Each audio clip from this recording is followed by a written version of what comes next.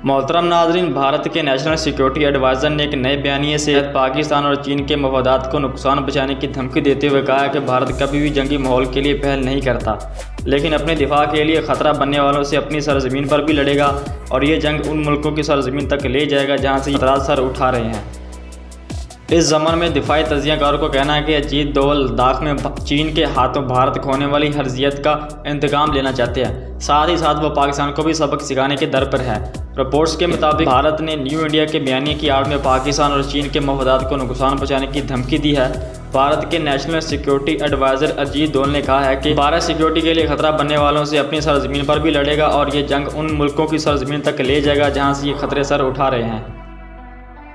अजीत दोवल ने दावा किया कि उनके मुल्क ने पहले कभी हमला नहीं किया, हमेशा अपने दिफा में कार्रवाई की है। रिपोर्ट्स के मुताबिक अजीत दोवल अपने बयानों को, जिसे वो न्यू इंडिया का नाम देते हैं, आगे बढ़ा रहे हैं। तजियाकारों के मुताबिक अजीत दोवल लद्दाख में चीन के हाथों भारत खोने वाली हज़मियत का इंतकाम लेना चाहते हैं। साथ ही साथ वो पाकिस्तान को भी सबक सिखाने के दर पे हैं।